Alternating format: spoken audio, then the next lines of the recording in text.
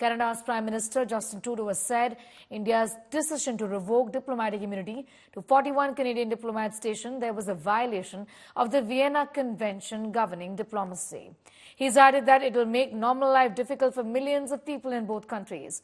This comes after Trudeau last month suggested Indian agents might have been involved in the June murder of a Khalistani terrorist in Canada.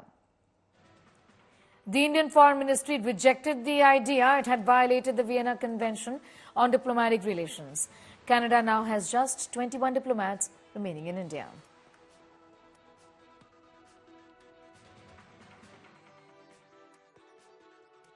The actions that the government of India took this week are themselves contrary to international law. This is a violation of the Vienna Convention governing diplomacy. It is something that all countries in the world should be very worried about.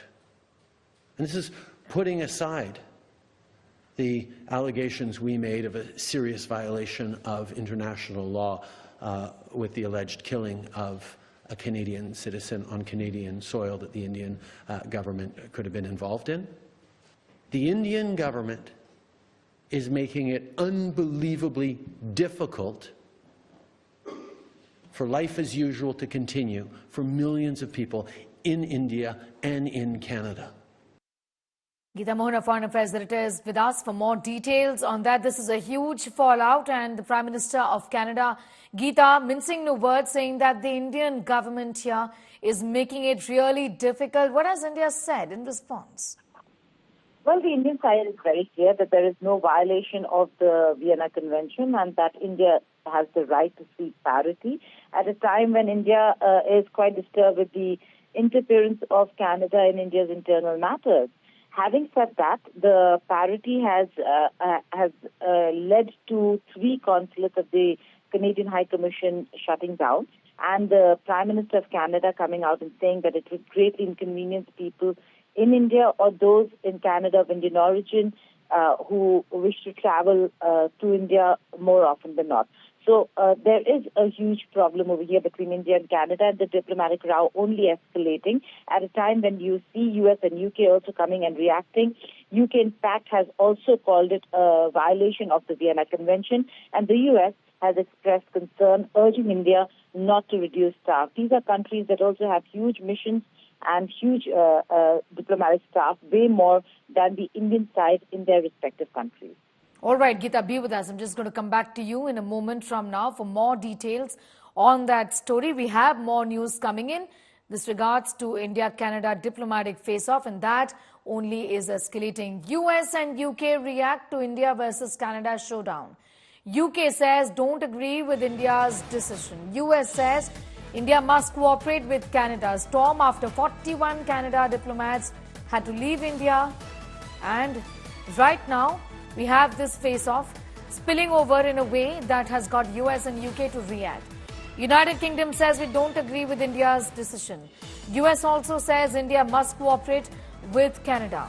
Geeta is getting us more details on that. Geeta, what do you make of these statements, and how is the Indian government viewing these statements from both the US and the UK vis-a-vis 41 diplomats having had to leave India? Well, the US and UK are part of the Five Eyes, and the initial intelligence, as was reported by the Canadian authorities, by Canadian media, and was spelled out by Canadian authorities, including the Foreign Minister, had come from the Five Eyes. And then later on, there was information that the Five Eyes ally that provided initial intelligence on the Nijjar killing was the United States of America.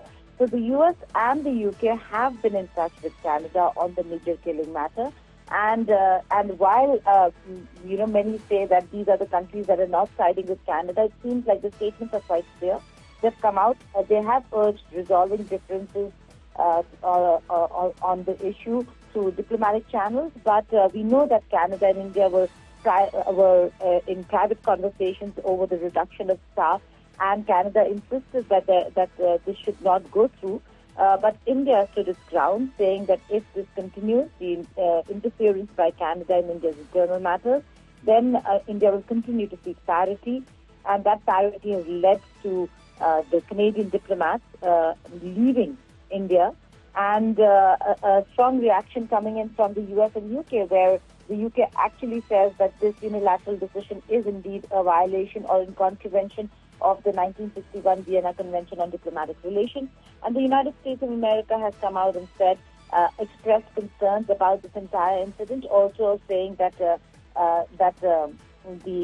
two sides should resolve the matter and do it urgently. How far is India willing to go as far as this issue is concerned? Geeta. Well, on this issue, Sneha, India is very clear that this can only be resolved once there is clarity on the issue of Nijjar killing, where Canada has said there could be possible links to Indian agencies. Now, in terms of evidence sharing, when we asked the Minister of External Affairs during his weekly media briefing on Thursday, he had very clearly said that no evidence has been shared yet. So if the Canadian side is yet to provide evidence, then India will continue digging in its heels on this matter. The only way forward is for the investigations to conclude, which is still ongoing, and for them to share evidence with India so that there is clarity on that front. Having said that, despite the evidence being provided or not, it seems like the Five Eyes are standing together and are insisting that this escalation of the row should not continue, that there needs to be a point where India and Canada need to sit and de-escalate matters. All right, Geeta, I'm going to in fact thank you for the moment for getting us those details. UK and the US have said we don't agree with India's decision as far as the exit of 41 Canadian diplomats concerned, and India must cooperate with Canada is what the US has said.